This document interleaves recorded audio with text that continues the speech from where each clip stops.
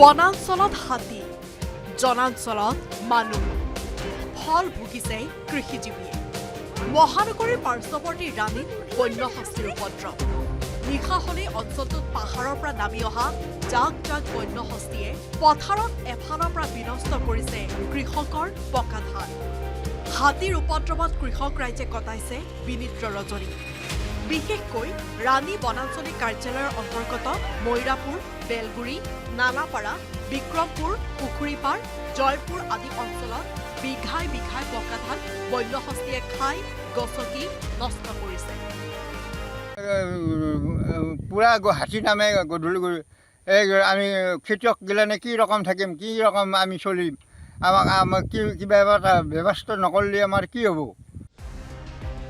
বন্যহস্তীৰ উপদ্ৰৱত বছৰ বছৰ ধৰি অসম মেঘালয়ৰ সীমান্তবাসী ৰাইজে সুঁৱৰিছে ত্ৰাহি মধুসূধন। ইফালে হাতীৰ আক্ৰমণত প্ৰাণ হেৰুৱাবলগীয়া হৈছে কেইবাজনো কৃষকে। গধূলাৰ বোৰে হাতী ৰখিব লাগে, আমি গধূলাৰ বোৰে আমি হাতী ৰখি আৰু হাতী ৰকম যি ৰকম খেদে, আপোনালোকে কি ৰকম হাতী ৰখিবি, আপোনালোকে চিন্তা কৰি চাব লাগে।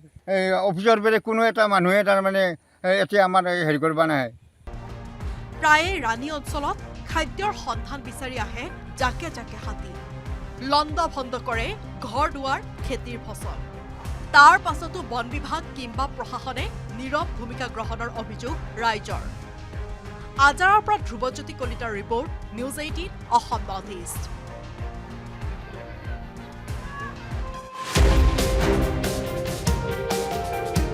বনাঞ্চলত হাতী, জনাঞ্চলত মানুহ, ফল ভুগিছে কৃষিজীৱীয়ে। মহানগৰীৰ পাৰ্শ্বৱৰ্তী ৰাণীত বন্যহস্তীৰ উপদ্ৰৱ। নিশা হলেই অঞ্চলটোত পাহাৰৰ পৰা নামি অহা জাক জাক বন্যহস্তীয়ে পথাৰত এফালৰ পৰা বিনষ্ট কৰিছে কৃষকৰ পকা ধান। হাতীৰ উপদ্ৰৱত কৃষক ৰাইজে কটাইছে বিনিদ্ৰ ৰজনী। বিশেষকৈ ৰাণী বনাঞ্চলিক কাৰ্যালয়ৰ অন্তৰ্গত মৈৰাপুৰ, বেলগুৰি, নালাপাৰা, বিক্ৰমপুৰ, পুখুৰীপাৰ, জয়পুৰ আদি অঞ্চলত বিঘাই বিঘাই পকা ধান বন্যহস্তীয়ে খাই গছকি নষ্ট কৰিছে। পুৰা হাতী নামে গধূলি আমি খেতিয়ক গিলানে কি ৰকম থাকিম, কি ৰকম আমি চলিম, আমাক কিবা এটা ব্যৱস্থা নকৰিলে আমাৰ কি হ'ব? বন্যহস্তীৰ উপদ্ৰৱত বছৰ বছৰ ধৰি অসম মেঘালয়ৰ সীমান্তবাসী ৰাইজে সুঁৱৰিছে ত্ৰাহি মধুসূধন। ইফালে হাতীৰ আক্ৰমণত প্ৰাণ হেৰুৱাবলগীয়া হৈছে কেইবাজনো কৃষকে।